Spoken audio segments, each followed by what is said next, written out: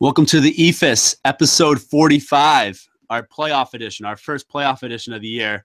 I'm Zach Hummel, who's filling in for Justin Ledger, and I'm joined by Graz, our producer. Graz again. How's it going, Graz? I'm just happy that I keep doing this and Justin keeps not being here. It's very important for us. It's a good I know. dynamic. Last time, Justin was saying he's getting Wally pipped by Graz, just stepping in and being a flawless co-host here. So I expect nothing less from you on this episode, Graz. All excitement, playoff baseball's back, and I'm just glad to have that vomity feeling of every time I watch a Yankees game again. I was nervous. Yeah, for the people that are listening to the podcast, Graz is wearing a Derek Jeter shirt right now. So just let that be known with a New York Giants fat head in the background. Always a supporter of New York teams. Even the Giants one is a little less positive. We'll just say that. But we'll focus on the Yankees for now. That's making me a little bit happy. Yeah, so obviously since we recorded our show, we've had the two wild card games. A lot of the series have started, moving forward this week. Now that we're recording the podcast about 5 o'clock on Monday, the Red Sox have now been eliminated from the 2017 playoffs. They blew a one-run lead. Chris Sale gave up a home run to Alex Bregman. He gave up another double. Kimbrel came in, gave up a double to Beltran, and ended up losing the game. So the Red Sox are now eliminated from the playoffs. I want to see heads roll. I want John Farrell gone. We'll see what happens with that. But why don't we go back to last Tuesday, for your team, Graz. The Yankees were playing the Twins, hosting the Twins. Everyone thought this was a layup for the Yankees. The game did not start as a layup for the Yankees. Severino didn't get out of the first inning. He gave up a home run to Dozier. I think his name's Eddie Rosario as well, hit a home run. Yep. The Yankees were down early in that game. Were you peeing your pants, Graz? What did you think? Because everyone thought the Twins were going to be a layup. That's the thing is all the media thought the Twins were going to be a layup. But if you know the Yankees and how they've played all year, they keep choking up layup games. And you just hope that since the game was home, the offense would eventually click, which it did, because the middle of the Twins bullpen is just a trash heap, and Santana didn't help himself either. But I was definitely not happy at the beginning of the game. It's not how you wanted to start, but it was a testament to how good this bullpen can be when they came in and they covered 8 2/3 outs, only with 4 guys, too, with Green, Robertson, my boy Canely with the big thighs. Yeah, Canely and Robertson were clutch in that game. They saved it because the Twins have a good offense. They have an underrated good offense, and they quieted the bats after, the Twins went long ball early on in that game. Yeah. No, Robertson came in and gave up a run. Actually, was credited to Green, but other than that, nothing really going on. Not really many runners in scoring position. That game kind of, the Yankees overtook that game. And the biggest play of the game is who is just a polarizing figure is one Didi Gregorius, who brought him back immediately after giving up 3 runs in the first inning and tied it up with a home run. And you kind of felt like at that point that the Yankees would find a way to win that game. Yep, definitely. I mean, as the Yankees do, they led by the home run. You talked about the Gregorius hit a 3-run bomb. Gardner followed with a home run. And then the 4th inning, Judge hit, obviously, his first playoff home run, which was a blast. And the Yankees kind of went on from there. They ended up winning comfortably 8-4. Like you said, Graz, their bullpen sort of came through, so that was big for them. That's sort of what they built their team around. The Twins, they were probably just happy to be there, to be honest. And the fact that they had an early lead, they're probably feeling a little sour that they ended up losing. That's what happens when you start Irvin Santana and then Jose Barrios. Those guys aren't really proven. I mean, Santana's been in the league for a long time, but he's nowhere near where he used to be. He had a good year, but I mean, the Yankees in the playoffs were going to shell him. Everyone knew that. Yes. Everyone knew that Barrios, this is his first postseason being a rookie, so he was obviously going to have nerves too. And it definitely showed. Those guys combined to give up 7 of the 8 runs the Yankees scored. So Twins need to find some pitching solutions in the offseason, I'd say, to help them find themselves back here next year. The one thing the Twins could definitely hang their hat on is their core talent is all young and very versatile in how they can score runs. So they led the league in the second half. They led the AL in hitting home runs, actually, which is they've dropped that stat like 3 separate times during the broadcast. And I'm like, whoa, yeah, you're actually right. Not to mention they can steal bags. They can run first to third. They have a very good offensive set around young players where I don't think this is the last time you'll hear from the Twins. Not to mention the best offensive player on their team didn't play in that game. Yep, Sano was out for that game. Not sure if he would have changed it that much, but he is a big bat. No.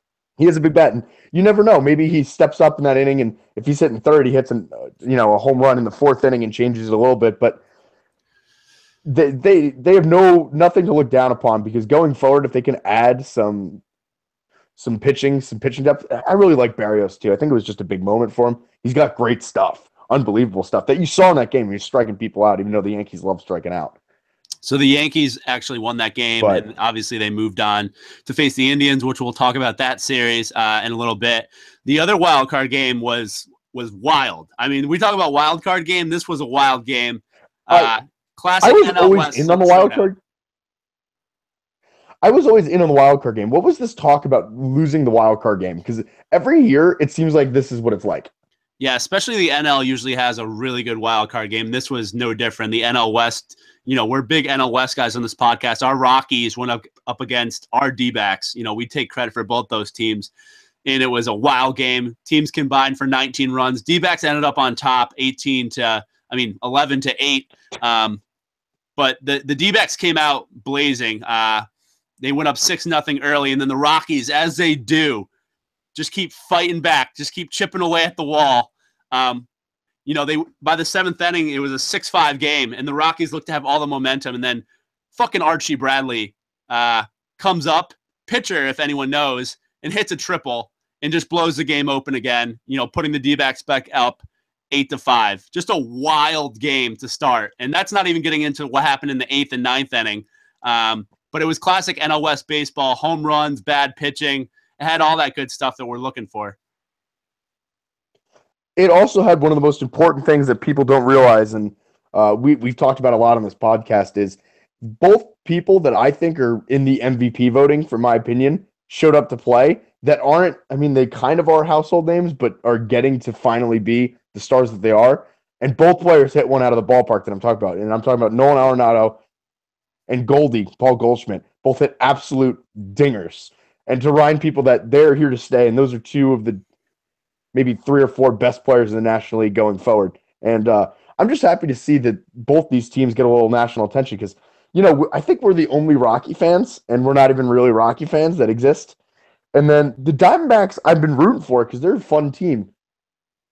They got Zach Greinke and his weirdisms and not able to talk to the media. They have Goldschmidt, and they have a lineup that's absurd. And also, they have the player with the best nickname in sports right now. They're calling Just Dingers Martinez. So I'm just rolling with these Diamondbacks team. I wish they would last longer if they didn't run into the Dodgers, unfortunately. Yeah, to be honest, if this game was in Colorado, I feel like the Rockies would have won. It was literally just who had home field. And, coming after that Archie Bradley triple, the next inning, Arenado hits a home run. Trevor Story, my guy, follows up with a back-to-back jack, putting them within 1 run again. But the following inning, A.J. Pollock triples and just puts the D-backs up another 3 spot. So the Rockies couldn't come back from there, but they showed some fight because it would have been easy for them to get down 6-0 and just sort of lay it up, especially with the subpar pitching staff they had. But I think what everyone expected happened. The D-backs handled the Rockies at home, close game. And then the Yankees, after that first inning scare, sort of handled the Twins at home as well. So we had the 2 favorites sort of come out of those games, as we all thought. It's everything you want in a postseason. Yep. Game. I don't understand how people are all against this wild card game because that was 2 of the most fun days of sports I've had in a good couple months. Yep. Even with the Yankees, we're trying to rip my heart out. I know. I root for the I root against the Yankees. Schadenfreude. I love seeing their fans suffer. And once they were down in that first inning, I was like, oh, here we go. This is going to be a great night. But the Twins were just not good enough. So moving on to the series, why don't we just dive into this Red Sox series? As a Red Sox fan, I'm still trying to process my thoughts because it just happened that they were eliminated. So game 1, they got dominated at home. At Houston. Verlander versus Sale. Sale had a bad subpar outing from him. Correa. Altuve had a 3-homer game, which is unreal. I think he cemented himself as the MVP. Sorry. I know you probably think Aaron Judge is, but I think Altuve has proven in this playoffs he is the guy.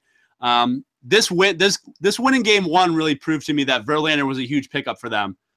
He pretty much shut out the Red Sox offense.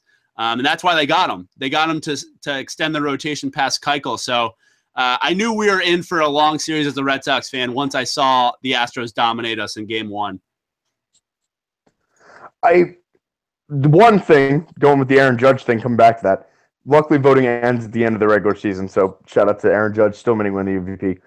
But the fact that the Astros can score so quickly, and like you turn on the game and they're already up like 4-0 in the first 2 innings, because everyone in their lineup can get on base contact wise and like find a hole and get a single, and then the next batter in that lineup, no matter if it's the second guy or the eighth guy, can hit the ball out of the ballpark. And it's literally absurd how deep and talented that lineup is. And you saw that in full force in all of these games, including today when maybe there wasn't as much scoring. But, Bregman goes deep and, ties the game up against maybe the best pitcher in the AL. And then Carlos Beltran, a 97-year-old Carlos Beltran, throws on an insurance run at the end of that game, too. I know. So game 2 on Friday, I was actually coming back from Florida on a flight, and I was watching the game on JetBlue, and it was just impossible to watch. I mean, Correa homers in the first inning. Red Sox fight back a little bit. Springer homers. Like you said, this whole series, they'll have a guy on second and third, and I'll be like, okay, we can get out of this inning. Hopefully a bad guy's coming up. But then they bring up Marwin Gonzalez, or they bring up, Altuve. They bring up Josh Reddick, who killed us today again. Their lineup is just so deep, and like you mentioned, they bring Beltran off the bench today to have that big hit for them to really put the insurance on, which ended up being important given Devers hitting it inside the Parker in the 9th inning. So the Astros were the better team. That was pretty obvious. The Red Sox didn't come to play. I'm glad they at least got one game, because if they got swept, John Farrell would have been fired. I still think he'll get fired. We will see. But this Red Sox team, I think I speak for a lot of Red Sox fans, just doesn't have that intangible it factor. I'm not sure if they have a leader on this team. It seems like Benintendi, Betts, those should be the young guys moving forward to be leadership roles. Hanley Ramirez tried to. He played pretty well in this series, actually, but he just doesn't garner the respect he used to. Pedroia is old, didn't prove anything in this playoff. So another disappointing early postseason exit for the Red Sox. So we'll have to kind of go back from square one. We're at least still on this little gap, which is good. So we have Sale, we have Price, we have Pomeranz. So at least we can have that going into next season. I have a question for you that's been raised in my group chats with my Boston friends. After this postseason, do you like this Red Sox team? Because they don't like this Red Sox. They just don't enjoy watching them. Yeah, I feel the same way. I don't need to like the team, like the actual guys that are winning for my team. Like, there's been guys on the Patriots I've hated. I hated Randy Moss before he came to the Patriots. I still kind of hated him when he was on the Patriots, but they won. So I don't really need a likable team. I just need a team that fights, that shows that they care. And this Red Sox team doesn't do that. To me, that's not likable. The fact that they won't fight, the fact that they don't show any emotion, really. They only show emotion when they're winning, which is the easiest thing to do. I don't see them showing emotion when they get down in these games, which ended up leading to them getting eliminated. So it's just a situation I'm still sort of processing, but it's another early exit for the Red Sox with this group, this core of, Betts, Benintendi, Bogarts, guys like that. And it just leaves a bad taste in my mouth, given they failed in 2 straight playoffs and underwhelmed everyone. I know they faced 2 really good teams, Indians team who end up going to the World Series, and this Astros team who looks like, they could give the Indians a run for their money if they get past the Yankees. So I don't know what to say at this point. Just another early exit for the Red Sox, and I'm sure all Yankee fans rejoice across the country. I mean, I do drink it up like it's a fine wine in Dorne. There you go. There's your Game of Thrones reference. But it's just not the same, because these fans don't love their team as much as they usually do. So I guess it's not as satisfying. And also part of me, and I mentioned this before, is I really wanted to see them play, Yankees and Red Sox play each other, especially because it would have been the first time they played since all of this cheating scandals came out. Yeah, that would have been great. And especially, I don't think people really realize it. They look at the Red Sox and they think they should be favored in the series, but the Astros were favored to win. So I can't really hate on that. They are the better team. I think the Red Sox name garners a little more respect than it should in this series. And, the Astros proved they were the best team. And props to them. Hopefully they make a a good run, because they're actually fun to, speaking about a team that's fun to watch and shows emotion, that's a team. I mean, I would love George Springer on my team. He fires the guys up at the top of the order. Correa's into it, Altuve, and I know it's easy when you're winning, but even when they came back today, they were all into it. They were really just cheering for each other on the top step of the dugout, and it was a pleasure watching them beat the Red Sox. And as you said, Graz, a lot of Boston fans are looking for change. They don't really like this team. They don't like the manager. They don't like a lot of the players. They got to find something to inspire them. And I don't know if it's a big splash. Like Chris Sale was an excellent acquisition all year, and he very well could win the Cy Young Award. But he's not that personality that Boston is used to. He's not. He kind of just goes out there and strikes out 300 people and heads home. You know what I mean? He's not like the Boston guy. He's not like the bloody sock mentality where, like, you know, Schilling has to go get them and F the Yankees. You know what I mean? And Price kind of had that. He just sucks. And that's what happened, even though he was actually pretty good yesterday. Yeah, we're really missing the outspokenness, the Pedros, the Schillings of the world, the Kevin Millars of the world, the guys that would, you know, say some interesting things to the media, guys like that. So Red Sox, another early exit. I can pretty much check out of playoff baseball until we get to the World Series, but I will check into the game tonight. Cleveland, Yankees, Game 4. Why don't we recap the series a bit? Cleveland obviously had Trevor Bauer, was unreal in Game 1. That was a second guess a lot of people had. They're like, why is Francona starting Trevor Bauer? Had a good outing, shut down the Yankees. Indians ended up winning 4-0. Graz, what did you think after that game? Were you a little bit worried? Because the Indians are the team to beat. I was worried going in. Yep. Well, your advanced scouting, your sabermetrics tell you that Trevor Bauer is a curveball pitcher, and the Yankees are one of the worst curveball hitting teams in America. So, I was always nervous going into that game, and then I know you're about to go over this game too, and I'm just going to check out for a little bit because I want to talk about it. Guys. So Game 1 was pretty straightforward. The Indians dominated. Trevor Bauer came out and shut down the Yankees. Game 2. This was a chance for the Yankees to flip this series because a series doesn't start until the home team loses, and the Yankees look like they had this one wrapped up. God, where do you want to start here, Graz? The Yankees go into the 5th inning up 8-3. Hits a 2-run home run, and then the Indians just pour it on, come all the way back, and then win it on a Yan Gomes walk-off. Where do you want to go with this one, Graz? I'll let you vent as a Yankees fan. Where am I going? There's a couple things here. One, if I hear another Yankees fan call for Joe Girardi to get fired, I'm going to flip out. Joe Girardi should not get fired. He made a bad call. And then the next day, you know what he did? He came out and owned the fact that he made a bad call. He's like, I should have challenged that. Yeah, you should have. But you know what? That's what New York does. You freak out for a little bit, and then you get over it. Because there's no one better right now that's not managing that would be a better manager than Joe Girardi. Secondary comment, I'm not mad at Chad Green for giving up the Grand Slam. That happens. Francisco Lindor is a top 5 player in the American League. That's going to happen. What I'm very mad about is on 3 separate occasions, the Yankees had an opportunity to go up in the 9th inning or extra innings, and they did not push across any of those runs to put pressure going into the bottom of the inning. And that lack of timely hitting is telling me that they're not going to win. You cannot win a series in the playoffs, let alone the World Series, without timely clutch hits to your team. You just can't. You can't win on the home run. It's not going to do that way. I understand that everyone in that lineup can hit. And it was versus Kluber. You guys got to Kluber. You guys got to Kluber, and you couldn't win the game. Yep. That's got to be frustrating. It's frustrating, but everything feels better because we won yesterday. It's weird how like everything kind of settled down, and you feel like this team could accomplish, especially coming back and getting our ace Sevy in Game 4.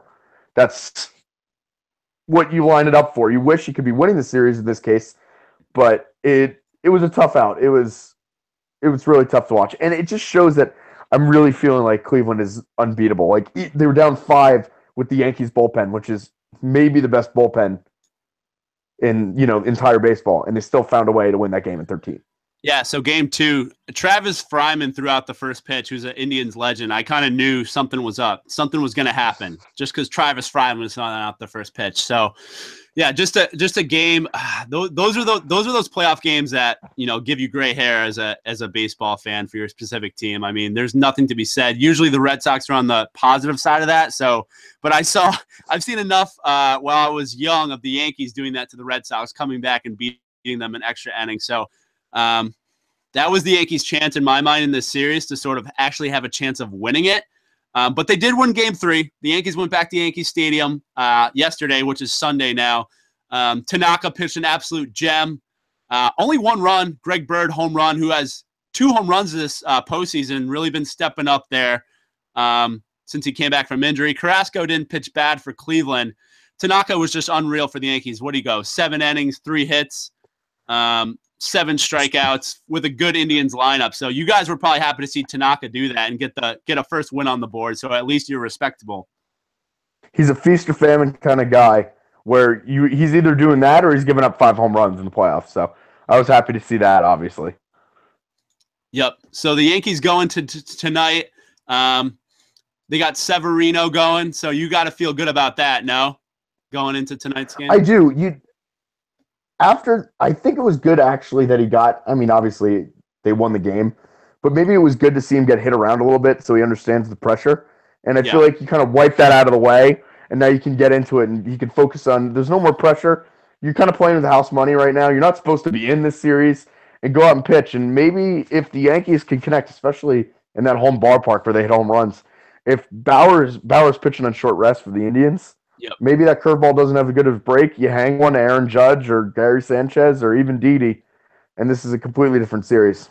Yeah, people are saying that the Yankees are, Severino had a bad outing. I would still be so confident in him. He's got the best stuff you guys have. I would throw him out there again. Like you said, I think getting shelled in that wild card game versus the Twins can only help him because it can only learn from that and move forward. Like you said, I think I see this as a high-scoring game tonight. A lot of runs on the board, so we'll see what happens. The Indians can close out the Yankees, and then both of our teams, Red Sox and Yankees, will be out of the playoffs, and we'll let Cleveland and Houston fight it out. We'll see what happens tonight.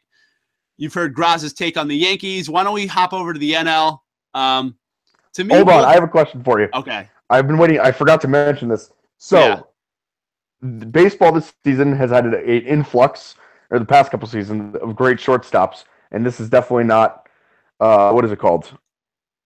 Not going to stop anytime soon. So before we go, I want you to do this. Of the 4 shortstops, power rank who you want on your team in the AL. I'm going to do the same for the NL because they have all great shortstops. Okay, so power rank the AL playoff shortstops? Yes. Okay. That's tough. Yeah, I'd go Lindor 1, Correa 2, Didi 3, and Bogarts 4. That's how I would go. Would you have the same list as me? I'd flip Correa because I think Correa will eventually be better than Lindor because he's a little bit younger. I think he's like a year or 2 younger, and I think he just has better tools. I think Lindor's a better player now, but pretty much the same list, yeah. Yeah, they're all good though. You can't go. Bogarts is definitely on the bottom. I think everyone can agree on that. And and Didi is better than Bogarts. As a Red Sox fan, I'm not afraid to say that. Lindor, Correa are pretty even, like you said. Correa probably has higher upside just because he's a bigger guy, probably has more power potential. But Lindor, I mean, big hits, that grand slam in that game totally flipped this series on its head. So you gotta give it up for clutch. Correa helped obviously knock the Red Sox out too. So that's a good question, Graz. Way to think of that on your feet. Oh, Joe, it's coming for the end now, so be more prepared next time. Sorry to jump on you. Okay. So why don't we hop over to the NL, like you said, Graz? Why don't we start with Cubs Nationals? I'm going to be honest with you, Graz. I haven't been watching a ton of National League playoff baseball, especially with the D-back Dodger series. Those games start when I go to bed as a working man. So I have been able to catch the Cubs Nationals series.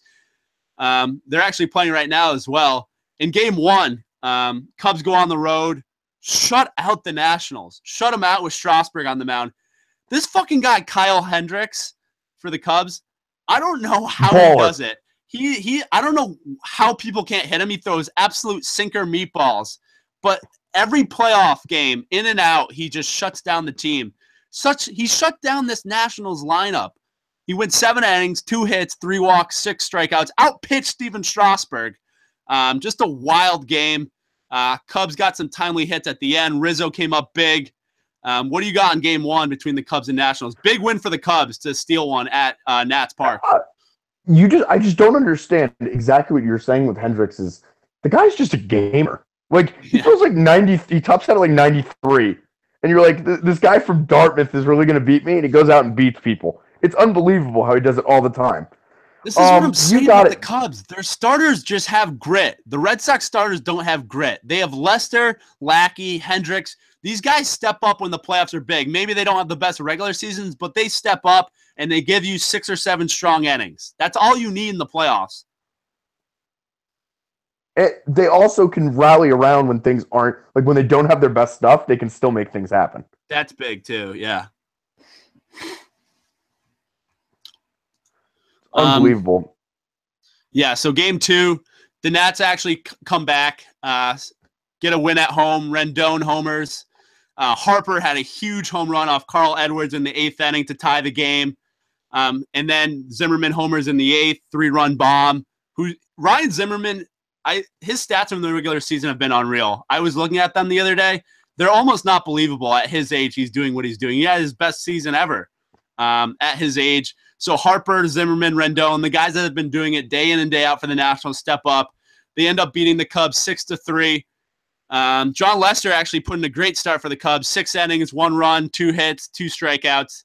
Bullpen, this is the Cubs' Achilles heel other than Wade Davis.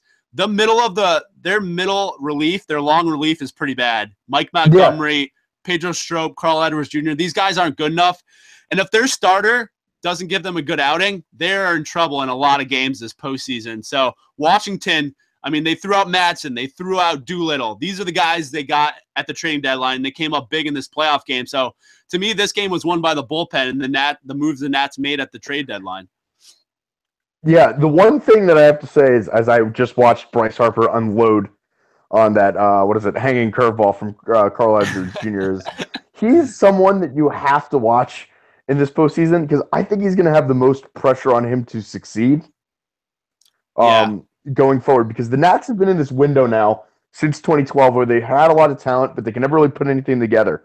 And this is a winnable series for that team. In my mind, the Nats have a better team than the Cubs. Yes. And I know, obviously, the Cubs have experience because they just won the World Series, but as a whole team, I see them as a better team. And Bryce Harper has to be that guy. That's his job. He is the star player on that team. And if he's going to hit home runs like that in big clutch moments, that's exactly what you need from your all-star player. Yeah, so that was to me, you look at moments like that, like when you look back at a guy's career, that home run by Harper on that hanging curveball, he absolutely crushed it, by the way. I think it went like 450 feet. That will be in his sort of sizzle reel when he retires from the MLB, that home run. Yeah. Big playoff home run, which is big. Obviously, the series switches to Chicago. They are actually playing currently as we record the podcast, and the game will be decided after we release the podcast. So right now, Cubs are actually getting no hit by Max Scherzer right now. So no hitter alert, Graz. You think Scherzer closes up this no hitter? You know what? I'm a gambling man. He's gonna do it. I'm in. Why not? Max Scherzer and his 2 different colored eyes are gonna do it. And Nationals gonna win 2-0 on a 2 RBI double by Trey Turner. There's your prediction. So right now it's in the 5th inning, 0-0. Cubs are getting no hit, and another Cubs starter who doesn't have the clout of a Max Scherzer, but Jose Quintana is holding the Nats too. Only 2 hits over 5 innings, so he's grinding it out. Another star that's just, might not have his best stuff, but is just competing with a Cy Young candidate. So props to the Cubs. They find these guys that can just pitch in the playoffs, and they just ride them. Especially they got him at the deadline, and he's been great for them all year. And especially in a pivotal game 3 and going against, as you said, someone like Scherzer is in the Cy Young conversation. You got to keep it close, and keeping it tied at 0 is pretty impressive. And that was a major pickup for a rotation that needed to absolutely bolster itself, especially when your middle relief isn't good. You can either go one way or the other at the trade deadline. I think I talked about this during the trade deadline, is you can either go relief and bolster the bullpen for the stretch run and take your pitchers out, earlier, or you go for that starter that can give you a couple extra innings down the stretch and rest that bullpen if it's not so good. So it worked out. Yep. So Graz, hate to put you on the spot, but who are you picking to win this series? Cubs or Nats? I got the Nats in 5. They got the home field advantage. I think they're going to come back, and a big game and some surprising things will happen. stay To, tuned. But I to got the me, Nats in to me, 5. this is totally a coin flip. Like this could honestly, this series is one of those series where like it could change on the like one play. One play could literally change this series. So Wrigley Field, Yeah. weird shit happens. So we'll see what happens with these 2 games in Chicago. Like we said, Scherzer's throwing a no-hitter right now, and Graz thinks he'll finish that out. So only wait and see. By the time this podcast is released, Graz could be Nostradamus there calling the no-hitter by Scherzer. He has the stuff to do it. Don't act crazy. He absolutely has the stuff to do it. Plus, he's locked in today. I was watching the game instead of working today, and he's very locked in. There you go. See, that's the when these games start at 1:00 at the Red Sox game today, I don't get a lot of work done because I'm just literally watching the game, especially when it's an elimination game. Hot take: my roommate from college was in the bathroom watching the game instead of paying attention at work for like 30 minutes. I'm like, dude, you got to do your job. You work for a financial company. You have to steal money from people. Get to work. Yeah, get back to Wall Street. So that's a Cubs National Series. And a real interesting series to me. Could go either way. I think we both agree there. Both teams kind of do it different ways. So, and then we have the D-backs Dodgers. To me, this was sort of the marquee matchup, having an in-division rivalry here with the D-backs and Dodgers. They've been fighting it out all season. It's been sort of a disappointing series to me. I hate to say that because we're big NL West guys on this podcast. So right now the Dodgers are up 2-0. Game 1, obviously Kershaw started. Another, I hate to whisper here, but Kershaw, another not great postseason outing. He went 6 innings, giving up 4 runs. Not what we expect from a Cy Young candidate day in and day out. Taijuan Walker didn't make it out of the first inning for Arizona, so he's kind of fit the trend of the wild card games. Went from there. Middle relief did pretty good for the D-backs there.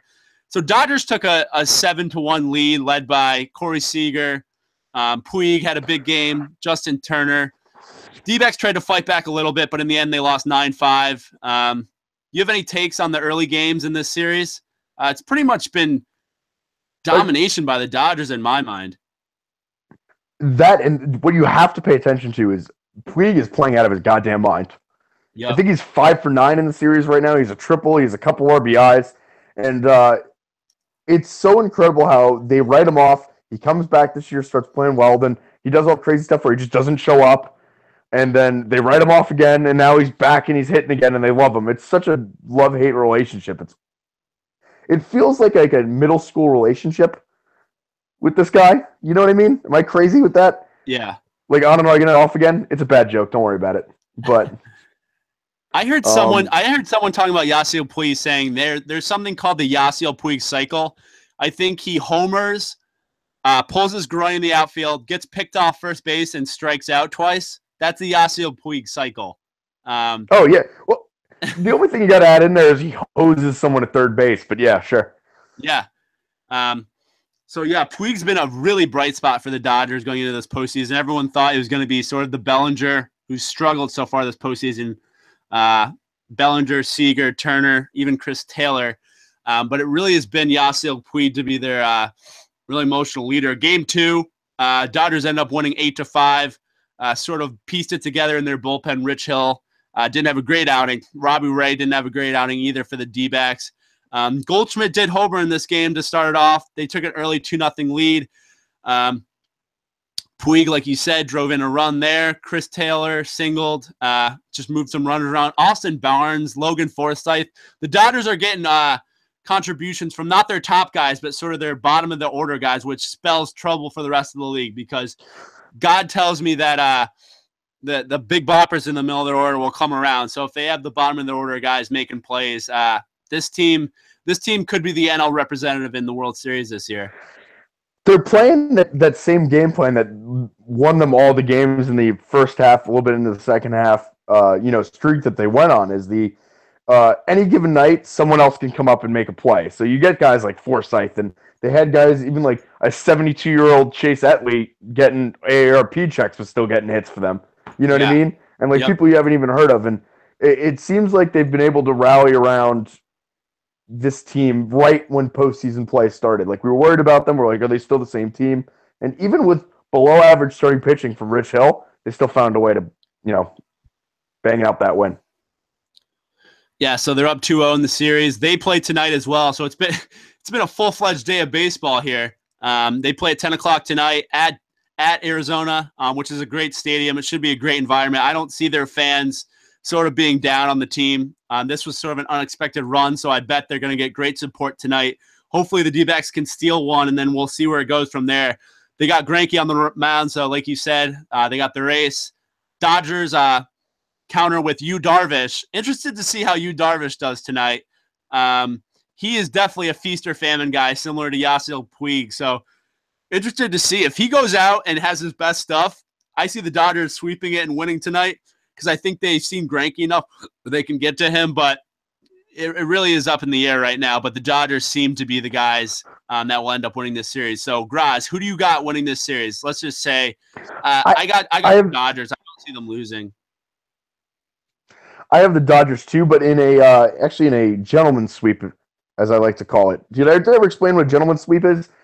No, what's technically a gentleman's sweep is in a 7-game series, but they win the first 3 games, then you what is it called? Lose the game away from home, and then you win it in the 5th game. So technically, this is a little short. So 2 games at home, they'll give the D-backs a polite win in front of their home crowd, 1 playoff win, and then they'll crush them in the next game to end their life, pretty much. Yeah, how do you feel about the 5-game? That's what the Cavs do a lot. How do you feel about the 5-game series rather than the 7-game series? I actually like it because it's less games, and it's like you either put up or shut up. We don't need 7-game series to decide who's the better team. Red Sox decided it in 4 games. It was the Astros. So that's the way I feel about that. How do you feel, Graz? I feel that. Wait, I missed it. I'll cut this out. I missed it. My aunt was talking to me. I apologize. Ask me again.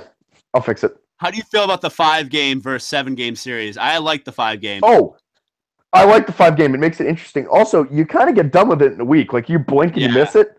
So you have to be up on it. But I've been complaining about the NBA needs to go to this for a while, but they never will. But baseball does it right because they know that these series, you want to get to the big ones. You know what I mean?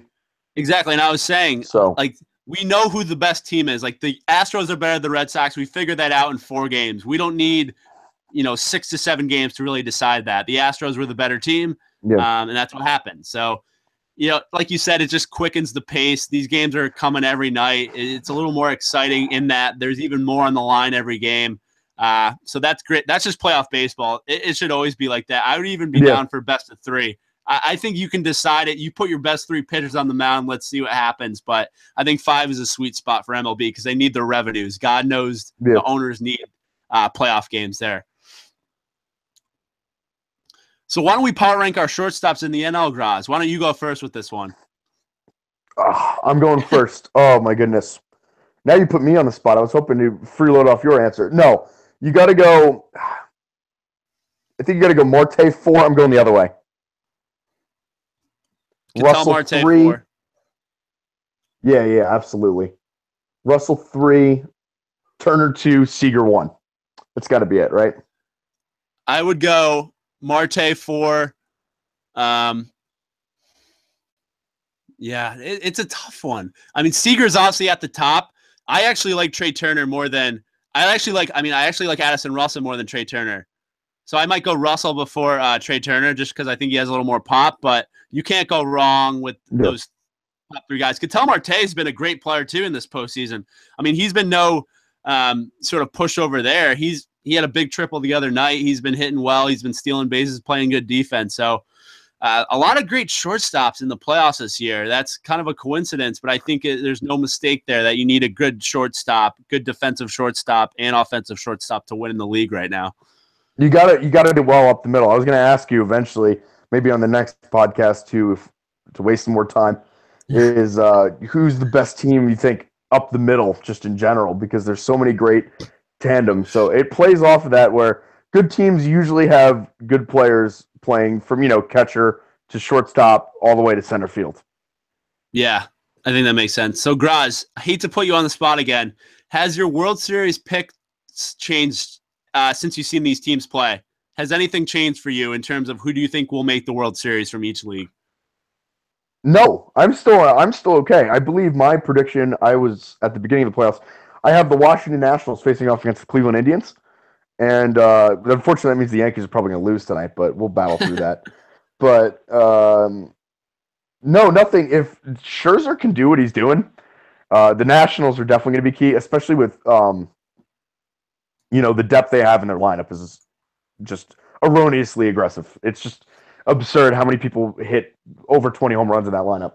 And the Indians are just unstoppable. They came back from 5 down against the best bullpen, and I'm still mad. Oh, we didn't talk about the fact that I'm furious at the Mets for trading Jay Bruce for nothing, for a sack of rocks. He's been great for the Indians. Great. I know, a sack of rocks. The Yankees offered him 2 quality prospects, and they took the sack of rocks because don't trade with the Yankees. But they're just depth at every position. The only thing we do have to talk about, and I wanted to ask you about this, is do you think there's a major concern with this lineup now that Edwin Encarnacion is probably out? God, I would say not a huge concern. I think their lineup is so deep. I think that game by Tanaka, I mean, he was unreal. I don't think it's a reflection of the Indians being without Encarnacion. So I look to see them bounce back tonight for Severino. They've seen him a couple times this season. Like I said, I think that'll be a high-scoring game because I think the Yankees were going to get to Bauer too. He usually doesn't have 2 good starts in a row. So, yeah, I don't think it will be a huge concern. It sounds like if they can make it to the next round, he might be back too. Since he DHs, all he'll need to do is like sort of balance himself and hit. So we'll see about that, but I don't see it as a huge concern for the Indians. It's important. Okay, so is your World Series pick changed at all? No. I had the Indians. I've been a big proponent of them, so much so that I asked if the Red Sox should tank to not face them. They didn't face them, and the Red Sox are out of the playoffs, so I think they would have been out of the playoffs either way. It wouldn't really matter with this team. It's starting to hit me that the Red Sox are out, if you haven't really noticed, and the baseball season's over for us in Boston. So it's literally just hitting me right now, and I'm sort of sad about it. I'm not going to lie. You got those exciting. You got that great defense in Foxborough to look forward to. Don't worry. I know. It's on to football. It's on to basketball season. We have Kyrie Irving. We have Gordon Hayward. We'll go there. We look great this preseason. So, do you see why I need these Yankees to at least make it to the ALCS? Do you know what I have to look forward to? Yeah. Every single individual on the Giants is hurt, and they're 0-5, and the New York Knicks. I don't need to go into that. So I need the Yankees to make the ALCS. So Graz, Yankee fans alike, please win tonight, Yankees. So Graz has something to look forward to. Because I need something it's like to pick that up my classic thing Wednesday. in life. Yeah, you need something to look forward to in life, or you're going to go through a sad existence. So Graz is looking forward to this Yankees games. Keep them coming for him. Otherwise, he's going to have to end up watching the Giants, the Knicks, and teams of that like. And no one wants to watch any of those teams now. So, no, my World Series pick haven't changed. I think I had the Dodgers and the Indians, and I'm going to go with that. I think it'll be a great series, and I look forward to seeing that. Graz, you got one last thing. You got to have one last thing on this podcast. Try to think of something. I was going to use my J. I could always think of something here, especially when I'm going to, edit it anyway. So it'll make it sound like it's just going to come out automatically. Yeah. So one last thing. I got it right now. It's coming to me, and there it is. I'm just thinking about it. Oh, God. No, it's gone. Oh, this is it. The best thing about baseball is the fact that the 2 best players in the game right now, one is 6'7" and the other one is 5'6", and I find that to be incredibly enjoyable. And I hope that people understand and get to enjoy this Houston team that isn't like popular with everyone. Like no one has really seen them that much because they are a fun and also very good baseball team. So stay tuned in Houston because those people have something to cheer about finally with those, especially after the years of disappointment. Some inspirational words from Graz for the kids that are listening to the podcast. No matter what your size you're with, how fat, skinny you are, there's a place for you in baseball. Just look at Jose Altuve and Aaron Judge. You can do it either way and get to where you want to get to. Did you see that Aaron Judge catch? It was dope. That was a dope catch. Yeah, so Aaron Judge robbed the home run. I have to cut you off, Grazer. It's going to be 3 last things. We'll keep it to the Altuve Judge take. And that's it. Graz is letting the Astros really flow over the nation. And we'll see what happens there with them. They look to be a good opponent for the Indians if they end up winning tonight. So that's sort of the playoffs so far. Obviously, follow us on Twitter, subscribe on iTunes, write us a review, and we'll see where this goes with the playoffs. I feel like this first section of the playoffs has been sort of boring so far. I don't want to say that, but I feel like the next series between for the AL pennant and the NL pennant will be great series, no matter who's in it. So I'm really looking forward to that now. So Graz, with that, we'll catch you guys next time. Keep on listening.